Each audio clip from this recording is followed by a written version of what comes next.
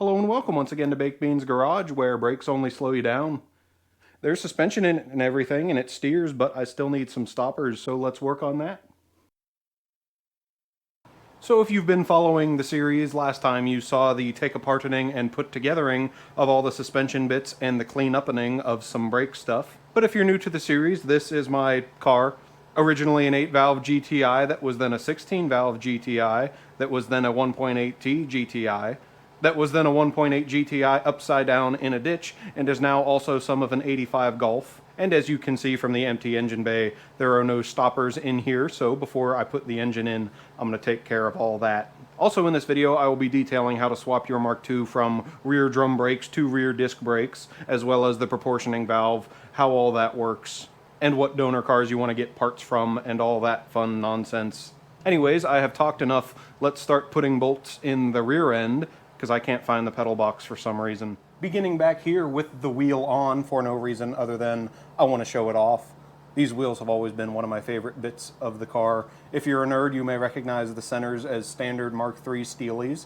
They have been widened to a width that looks cool, based purely on the ichrometer, I'm sure. And Mark II nerds will of course recognize this center cap as a standard Mark II Jetta cap. And they are also staggered for reasons that are purely cosmetic. You'll also see that there is already a rotor. I did that last time. If you're going from drums to disc, you just want to match your rotor to whatever spindle and caliper you have, be it a Mark II or Mark III. Of course, throughout the shell swap, the entire original GTI rear beam came over, so these rear disc brakes are original, as are the calipers. And I'm sure there are options for going even bigger than these brakes, but Mark IIs just don't need that much stopping power in the rear. Just look up that one that's fast on the Nürburgring, I don't know. But I will still do a bit of an explainer if you don't know why discs are superior to drums. Also, I just don't like drums, and I recommend you always take those off and throw them in a river. So as you can see, there is no braking paraphernalia on the car whatsoever. So beginning with the caliper bracket. If you're wondering why it's red, don't. And the only anti-rattle hardware the rear pads have is the little spring-a-thing at the top. But of course they do enjoy some grease along the sides where they rest on the bracket.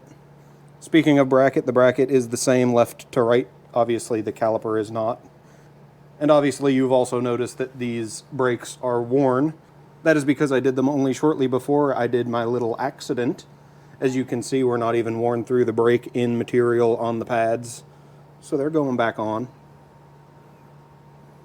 I believe there's only about 2,000 miles on them, but you're watching a YouTube video about a Mark II, so you're most likely from a country that has not been to the moon, so that's about 3.6 million dishwashers, I think. I really hope it was obvious that was a joke. NASA uses metric. Of course, I was about to get ahead of myself. We need the caliper slide pins, which slot into two little holes in the caliper bracket with some grease. So after a good slather, those slide in with the little dust keeper outer booty.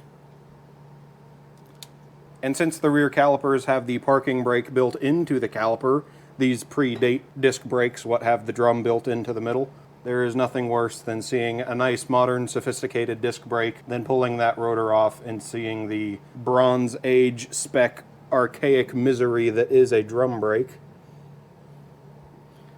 Oh, since they have the parking brake built into them, there's a little hex in the middle of the piston what you gotta screw in. There is a compensating device in there what tightens every time you hit the brake pedal, so it keeps the parking brake properly adjusted. For that same reason, when you put these together for the first time and it's not adjusted, you will not have any parking brake until you slam down on the pedal a few times.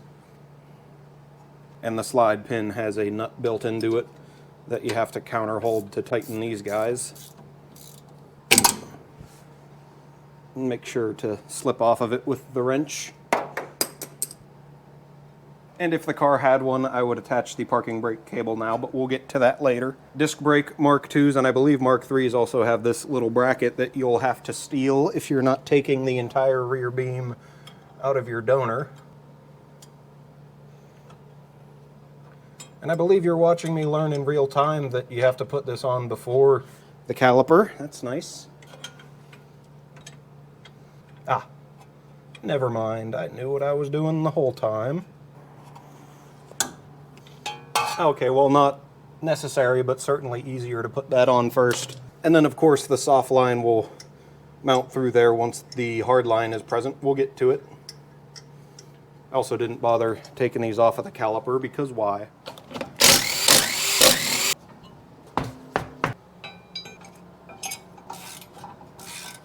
Oh, I almost forgot. But look at me learning. I really hope you appreciate this camera angle because it is a bit annoying working with the light pointed directly at my face. But I know you love it. It is quite the beautiful face. And of course I have already wound back in the pistons on both of these. Most calipers need a special little tool that I was going to demonstrate, but I couldn't find it. Mercifully, these are just regular hex heads. Actually, this one has a slot cut into it from a remanufacturer.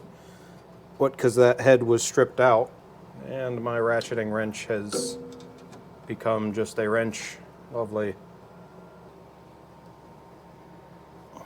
And I'll get the fronts put together before I move on to the lines. As you can see, no rotor. Those lugs were not tight. You're just going to jam the center bore of the wheel down where it doesn't belong if you do that. And it should be no surprise that I am bougie enough to have a nice rotor shield. And if you've been following the series, you know that this was a Rust Belt rig, so these are off of some Jetta, very much not the original ones. Those turned into dust. It's not cross-threaded, it's just nature's Loctite. And since both are painted, I'm not going to bother with anti-seize. I have the screw, and it's not all stripped out, but it is not directly in front of me, and I don't feel like getting up. Anyways, onto the rotors. You'll see that these are slotted. GTIs and some other cars, they had the vented rotor, what have the fins in there to suck air from the hub out and through for cooling. Base Golfs had solid rotors in the front, but the caliper is the same. The only difference is the pads. Of course, a solid rotor will be skinnier, so those pads will have more meat on them. But it's a worthy trade-off. Speaking of pads, they are different inner and outer. The inner one is the chunky one, and the skinny one goes on the outside.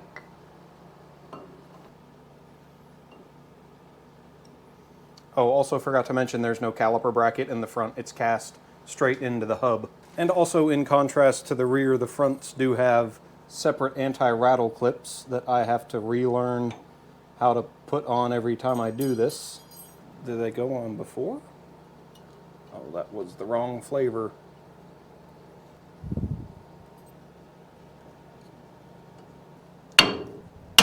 They go on like that, probably. But I do know from experience that if you don't have them, nothing happens.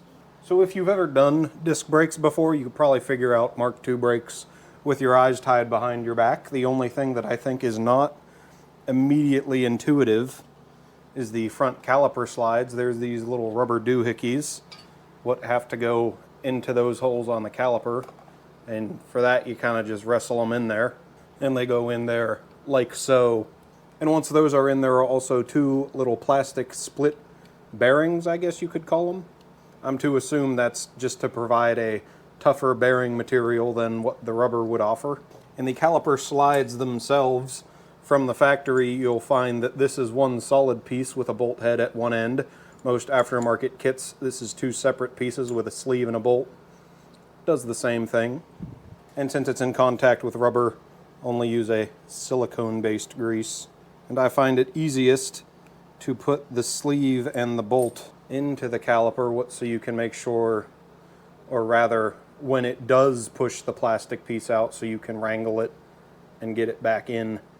And I was about to say that it's intuitive that the long bolt goes into the long slide bushing, and vice versa for the short one, but that was before you watched me put the long bolt into the short side.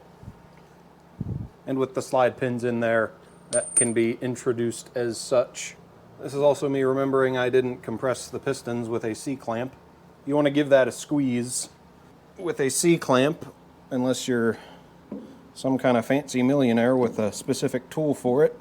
But since this is the same pads and rotors it came off of, it can go back on as such. It'll just be a little tight.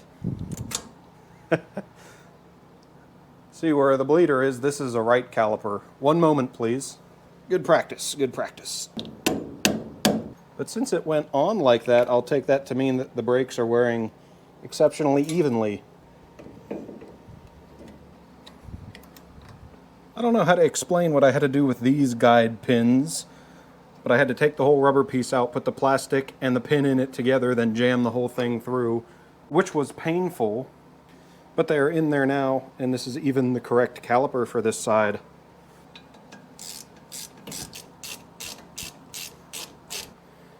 And the holdy-any bit for the soft line clips onto your strut or your coil over there, and that'll plug in to there eventually. Also, I found the screw. Bread.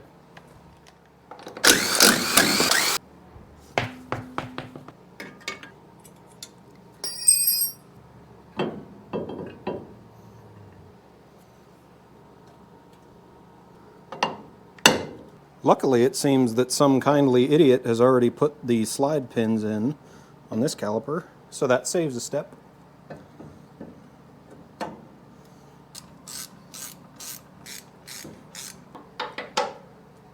On to some brake lines. So that is all four corners buttoned up, but there is still no plumbing, so I will begin at this corner. And that's because I have to make a line up there, which I hate, so to avoid procrastinating, I will do it first. The hard lines that run along the arms of the beam are different, whether you have brakes or drums. This part's the same up here, but on a drum brake car, it will run along the top and then hook up into the brake cylinder on top. On a disc car, they come down here to this little bracket. But apparently you can use drum brake lines for discs with a little bit of massaging. These lines here are from a Jetta with drum brakes, what I have now interfered with. And on the GTI, these were all kind of cobbled together with zip ties and other nonsense. For the sake of having nice and clean and original hardware, I have blasted and painted all of these little brackets. And OEM, these unions are an 11 and a 14 M&Ms, although most aftermarket B-nuts for the hard lines are 12 M&Ms. This car is going to have a bit of an assortment, but as long as the lines aren't rusty and mangled, I will be happy. And the soft line where the beam meets the frame will be the same, at least on this side, between a drum brake car and a disc brake car. And this goes to show, this, well, it was new like 2 years ago, but rubber parts like this, when they're just sitting on the shelf for many years, they don't really age if they're in a plastic baggie. That's because most dry rot damage, as you'd call it, comes from ozone. And for some reason, this specific hose has the exact day it was made printed on it, which also happens to be my exact birthday, which is cool. It's nice to have a part that is as old as me instead of parts that are mostly 10 or 15 years older. Also, to that point, a lot of the new parts you can get for these cars now are new old stock, although they're not advertised as it, as they have probably been sitting on a shelf for many years, which means they are running out, which is awesome. However, at least for these brake hoses, they're just standard M10x1 bubble flare fittings at either end, so those should always be easy to come by. And I also have the clips what tie it to the beam, but I will do that at the end so I have something to look forward to. Now back to differences between different Mark IIs. This soft hose here is going to be the same pretty much regardless, but the hard line that goes into it is going to differ depending on which proportioning valve you have. So now we introduce a new character, the proportioning valve. I have prepared a small spiel explaining what that does. So if you're driving around and you feel the need to stop or slow down like some kind of quitter, you will more than likely naturally hit the brake pedal. And that'll send the juices moving around the car and make friction happen at the wheels and slow you down. Hopefully if you're this far into the video, I don't need to explain that part. But since most cars at least are still constrained by the laws of physics, and the stopping is happening down here and the center of gravity of the car is all the way up here. When you do that, your inertia is centered up here and the deceleration is centered down here. So that center of gravity is going to want to keep going forward and result in a pitching down of the car and weight transferring to the front wheels. Same thing, of course, you want to accelerate, you hit the other pedal. That inertia is up here, the acceleration is down here, and the car pitches that way, transferring weight to the rear. And because of this, since the front is effectively getting heavier when you're stopping, the front brakes can do a whole lot more work than the rear brakes. And to accommodate that, we need some means of making the front brakes stronger. For the same reason you will see pretty much every car has larger brakes in the front, whether it be just larger discs or discs in the front and drums in the rear. But no matter the size or type of brakes, there still needs to be more hydraulic pressure going to the front wheels, so we need some way to manage the brake bias. And I'm sure there are fancy cars with electronic means of modulating the brake bias, but within my tax bracket there are three major systems that you'll see. First being mechanical, of course. Here's your pedal, here's two master cylinders, one for the front and one for the rear, and here will be a knob that you can turn to move that pivot point further towards the front cylinder or the rear cylinder, thereby physically changing how much leverage you have on each cylinder and making the fronts stronger than the rear. And of course you use that knob to fine-tune that bias if you're serious about performance. What most regular people cars will use is a fixed hydraulic system. Here is your master cylinder that shoves fluid out to the front wheels, and to the rear wheels it is intercepted by some kind of proportioning valve. For illustration, this is a manual proportioning valve that you can get pretty easily, where you will have a line in from the master and a line out towards the rear, and changing that up and down will change some springs and very specific sized holes in there to make your rear brakes weaker and your front brakes stronger. And again, you can tune it by moving that dial. Production cars don't have an adjustable brake bias for the most part, or at least it's not made for you to be able to adjust it. But this is both what we had originally on the diesel Golf and what you'll see on most production cars up through modern times. Likely down around your frame rail, somewhere buried underneath your brake booster, will be a little nugget of metal that all the tubes go into and then come back out of. And in most production vehicles, that will also act as a hydraulic fuse. Are you to lose a line or something and cause you to spray out fluid, a little shuttle valve in there will slam shut and keep you from dumping all the fluid out of your broken line. Now, what most Jettas had and what is going on the GTI is a dynamic hydraulic proportioning valve. Here's a very crude illustration, but this will make sense when you see it on the car. Here is the rear beam, what pivots up and down like that, and it has a little arm on a little spring that tugs on this arm. And inside here there are more springs and valves and very specific sized holes what move it around to give you more brakes when it's like that and less brakes when it's like that. Pretty simple. And this is set up this way so that when you have a bunch of junk in the rear of your car and the rear gets heavier, that suspension's obviously going to sag down, pull on that valve a little more, and give you more rear brake bias. Since you have more weight in the rear, you have more traction, the rear can do more work, so might as well make it do more work. And of course, since this is dynamic while your car is moving about through its suspension from G-forces and whatnot, this will also determine the brake bias based on the pitch of the car. Although since on a Mark II you have the beam that twists and that lever is on one side, I would imagine as you're cornering that will slightly affect the brake bias from body roll, since that beam is twisting. But that is just me thinking out loud. Anyways, I will stop yapping about that. To summarize, your car has some tubes and valves and stuff in it to make the rear brakes weaker because physics say they need to be that way. And of course, all of this is demonstrated with absolutely no regard to anti-lock brakes or electronic driver's aid. If you're watching this channel, you don't have any of that stuff to worry about. And I had briefly complained about drum brakes, so I suppose I will make another doodle to illustrate. And to be brief, it is all about heat and which one is better at generating that heat and dispersing it into the atmosphere. When you hit your brake pedal and you make friction happen, that is just scrubbing off kinetic energy from your forward inertia and turning it into heat and then dissipating that into the environment, which yes, is wasteful, and that is why not using your brakes is the most fuel efficient way to drive, and also why electric cars make sense, because regenerative braking, you can get that energy back without dumping it off into the atmosphere. Anyways, back to the point, the drum brakes all go under this big cast iron hat, and that is very good at holding both the heat and the brake dust in. Whereas on a nice modern system like a disc brake, you have a lot more surface area to deal with to generate that heat, and likewise to disperse it back into the environment. Furthermore, we can split that disc in half and put some fins in there and get even more surface area. Also, I just don't like drums because they don't like me. We're not going to talk about it. And a brief word about where to get your parts if you want to put disc brakes on the rear of your Mark II. Of course, your best option is just going to a local wrecking yard and seeing what's there, but it's also going to depend on where you're at in the world. I do look at my demographics, so I know you're most likely either in North America or Europe. In North America, we got Mark IIs and Mark IIIs. The rear beams are interchangeable. So if you find a Mark II or Mark III at a yard with rear disc brakes, you can just take the whole beam or just take the stub axles, rotors, and calipers. An easier one to find is going to be a Mark IV Jetta or Golf. Mercifully, they all had rear disc brakes. You'll want to pull your stub axles and rear calipers, but you'll have to get creative with the lines and the e-brake cables because those don't fit right up. However, by far the easiest one to find, at least in 2024 in North America, is going to be a Mark III.5 Cabrio. That's a late Cabrio. What had the Mark IV front end on the Mark III platform because they didn't feel like making a whole new convertible. Hey, they did that for the Mark II also. Anyways, those things kind of suck, but they all had rear disc brakes. That's where I got mine on the last car I did. And if you're using that, you'll want to get your stub axles, rotors, bearings, and calipers, as well as the lines that go up to the proportioning valve. Those can be made to work if memory serves.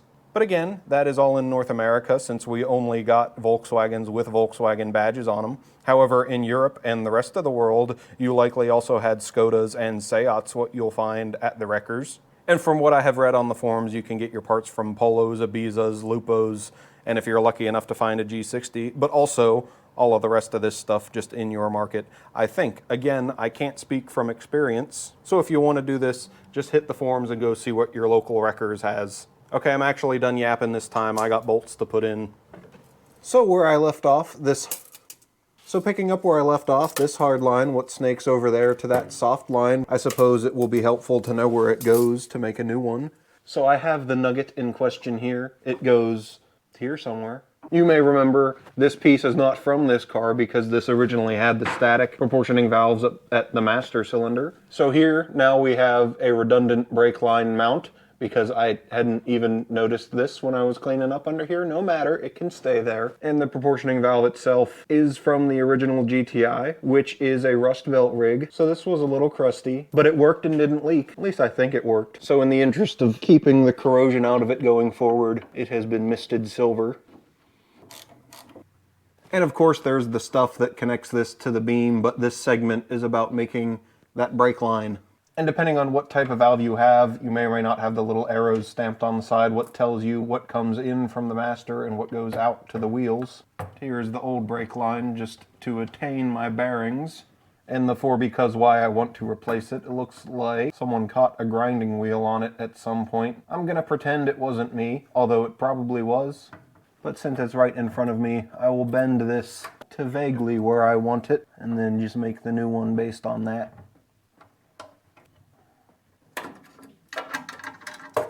As far as I know, all Mark IIs came with mild steel brake lines like such.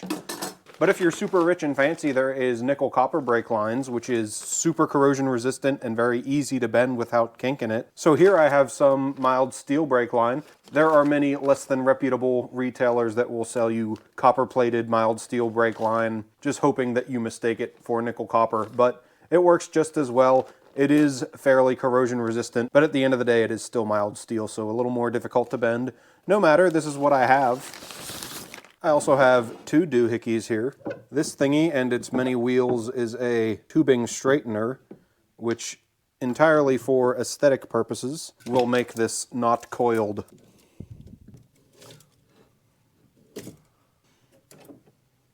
I don't know why I thought that was going to work well with the little vise. That's going to have to be good enough. And I like these mandrel style flaring tools. They take a lot of the tedium out of making your flares. And it has dies for each flavor of tubing, regular flare on one end, bubble flare on the other. I'm not going to get into that. I already did a whiteboard segment. And my favorite part is that you just line up the tubing flush with the end of the die because it is cast at just, it's not cast, it's probably sintered powder, no matter. It does the measurement for you is my point, which I like a lot. And since it is a bubble flare, only one step is needed. And as I push this down, you'll see that both fitting nuts are still comfortably sitting on the bench.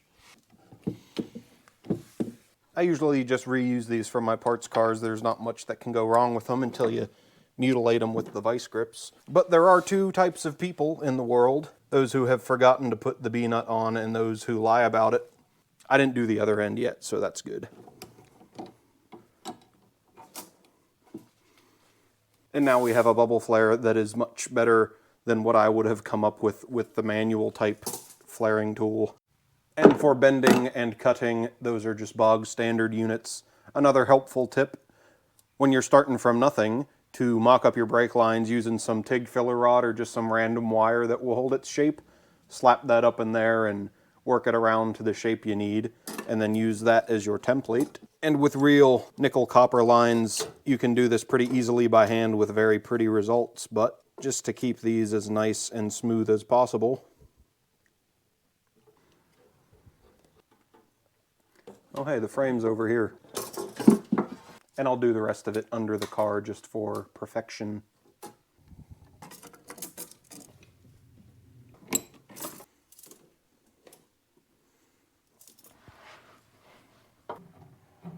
And these little nylon clips are a very standard Volkswagen part. Excuse my weenus. And doing the same job for the other side as this stubby little one.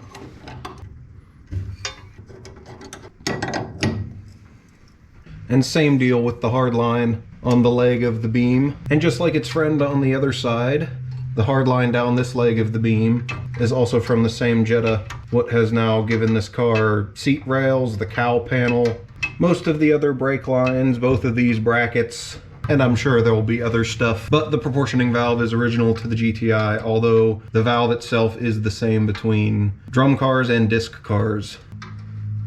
Although I'm not sure if it's the same for a left-hand drive versus a right-hand drive Mark II. I don't even know which side it's on a right-hand drive one, so maybe you just go look under your car. Getting these things started with this little clip on here is always so painful, but it sure does look nice. But I think my only hindrance is my big fat sausage fingers, because all these threads are so nice and pretty. And as is usually pretty unavoidable, I'm having to run a tap and die across some of these threads. They are M10 by 1.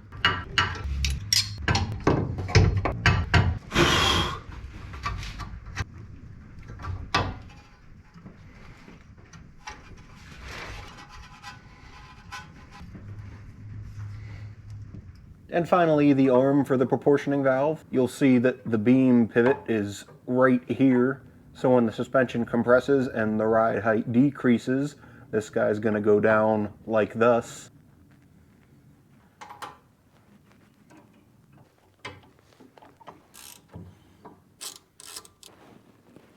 And of course, because Racelands, where the suspension is sitting right now, is still lower than factory ride height, so this is still a little floppy. Now it will be a bit floppy normally because it's brake pressure that this works against. So without the spring, it's gonna have a little play until you smash on the pedal. And there is an adjustment both here with this slot and here with this little hex key and jam nut. This will probably have some kind of torque stripe over it because it's not supposed to be adjustable. But the consensus on the forums seems to be just take the slack out of the spring and see what it does. So I am going to do just that. Of course, this still isn't ride height because half the car is still apart, but it's not far off. So I'm just gonna slam this down and maybe tweak it later if need be. And with that, it is time for the brake lines what plug into here, but of course there is an problem. But at least it's a pretty simple one, since the floorboards are actually made out of metal, i.e. new. There are no studs on which to mount the little clips. So for this, I will just poke a hole and use a screw. However, I am very afraid of corrosion in this area, so I'm also going to slather it with the airplane sealant.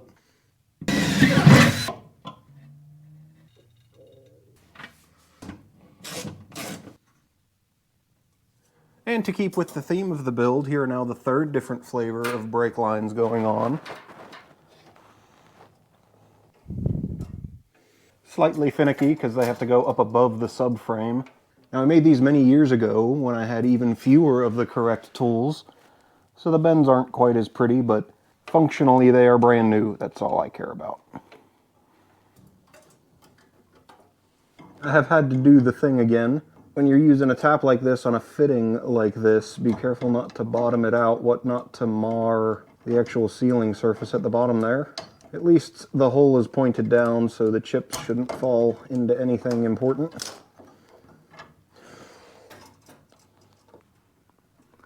And while those are still loose, I will snap it into the clips so they live in the right spot. Also worth noting, these bends right here do serve a very important purpose. Even though they're rigid lines, they will expand and contract slightly when they pressurize and depressurize. And if you don't give it that area to take up that slack when it does so, it will put forces on areas that aren't meant to have such forces. Most likely the bases of all of your flares. And then you have a leak. And I'll have to come back later to figure out and eyeball the adjustment, but for now, all of the brakes at the back end, except the parking brake, is done, and I can move on to the master. And leaving them unclipped at the very front to maneuver them later, I can begin here, but not quite. This is the car's original booster. It worked good, so I just made it pretty again. Of course, I had to go flat black to contrast with the gloss black in the engine bay, but that bolts through the pedal box, so first that needs to go in. There's also the matter of the boot for the steering column. They all kind of tend to do this. I was able to find a new one, but it is coming from Latvia and is not here yet. But that has to come out again anyways because the bracket bolts on top of the pedal box. So I'm going to need to find that. Has this been here the whole time? I feel like I would have tripped over it by now.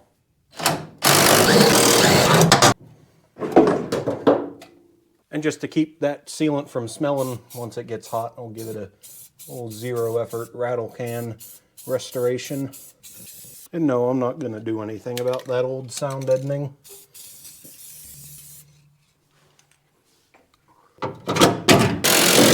So if you know what a Mark II pedal box is supposed to look like, you can tell that this has been heavily interfered with, but don't worry about any of that yet. It's just an E-throttle pedal and a master cylinder mount that will be discussed when I talk about the swap.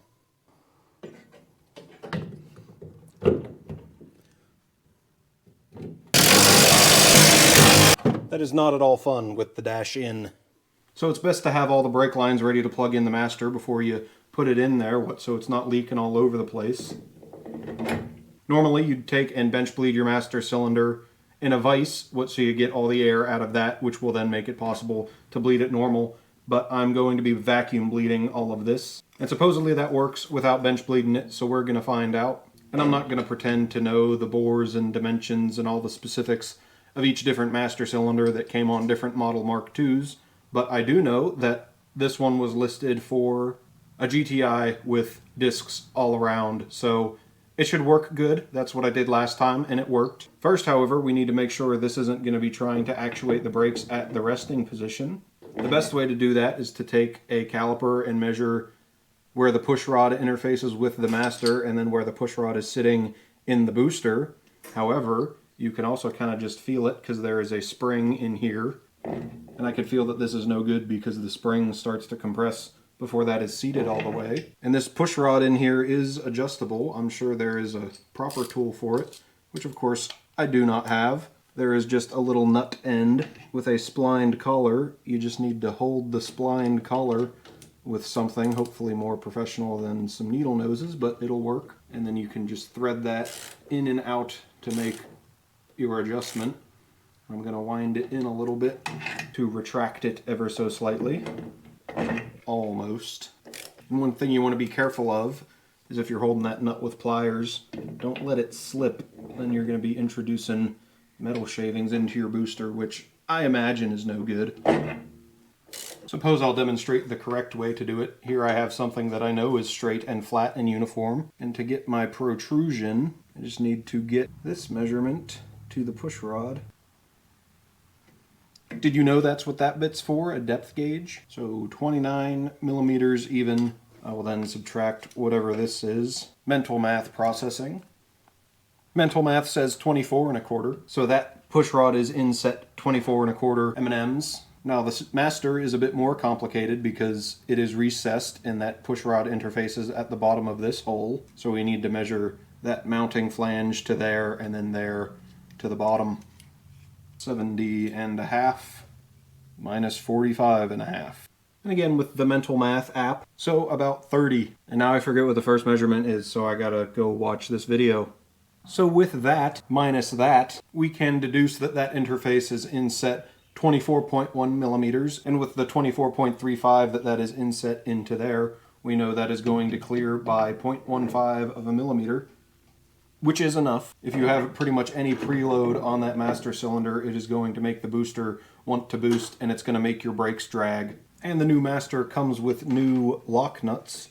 You'll see there is a little divot pressed into the side. That is to deform the threads slightly on the inside to make them an interference fit so they don't back off. If you can thread those on by hand, that is no good. And that's just because it would be rather inconvenient for those to back off on their own. Onto the lines themselves, you will notice that the rear lines plug into this one, and the two front lines plug into this one and this one. They are cross-linked. I think Citroën came up with that in the 60s. So with the two separate cylinders in here, the forward one drives the front left wheel and the rear right wheel, and the rear cylinder drives the rear left and front right wheel. That is for safety and redundancy.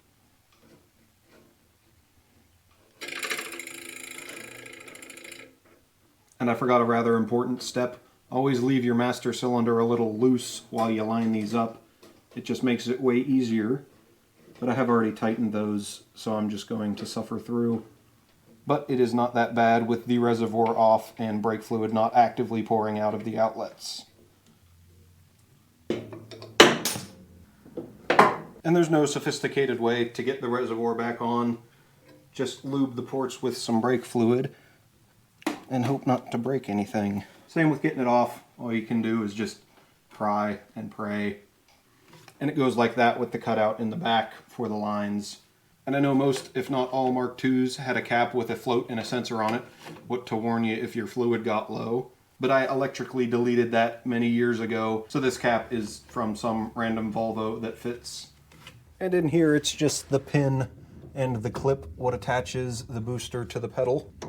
And if you have the mechanical brake light switch like this, not the pressure switches, this plunger just pulls out, and that's how you adjust it. And then you let it sit where it's gonna sit, and that will automatically find its home. Just know the plunger moves. You just gotta pull on it a bit hard. We'll see if that works later.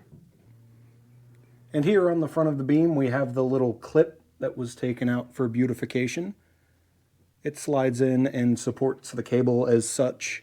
And it's pretty intuitive how the cable goes into the caliper. And here we have the little sheet metal clamp that loves to eat a hole in the parking brake cable. That's why I have added more of that heavy marine heat shrink.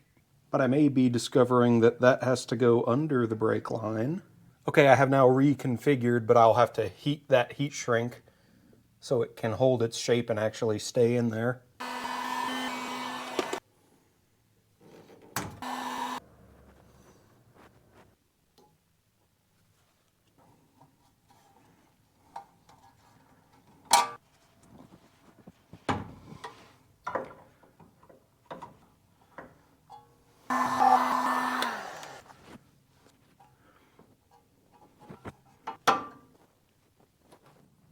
And there's also these doohickeys, what thread onto a stud up here and support these because they'll just flop down otherwise. I can only find one good one in my stash, so I have cobbled it with a big zip tie and a speed nut. I would like to design and be able to print something to replace this with one piece in the future, but in case I never do that, that'll work. And putting the lever back together is fairly self-explanatory. Or at least I thought it was. What am I doing wrong? Oh, this plate, what with the ratchet teeth on it, has a groove that chomps down onto that little piece. Sure, I'm sure you'll figure it out if you're looking at it.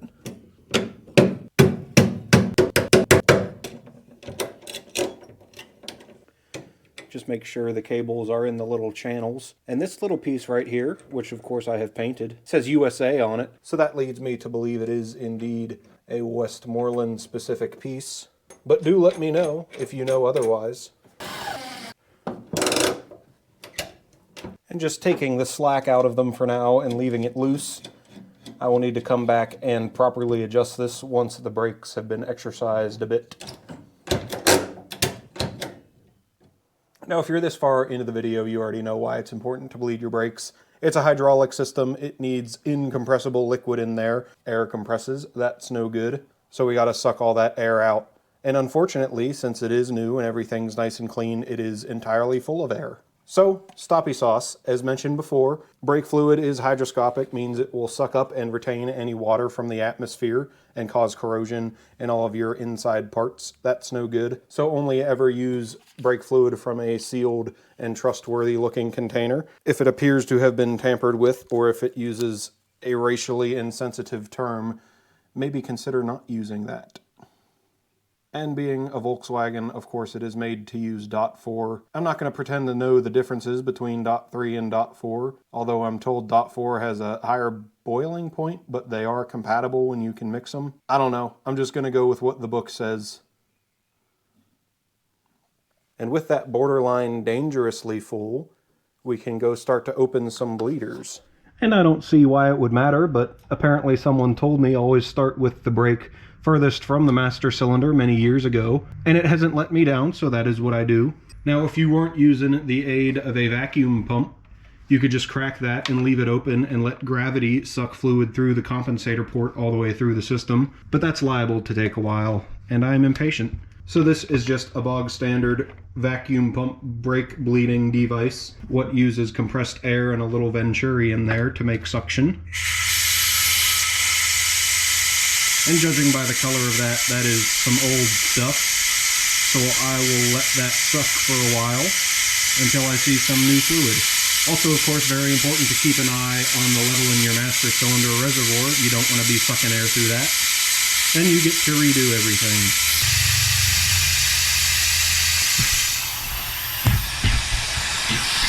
Don't be shy, get in there. That now appears to be some fresh fluid coming out. And I will now go around to each wheel and get each one started before I start pumping on the brake pedal.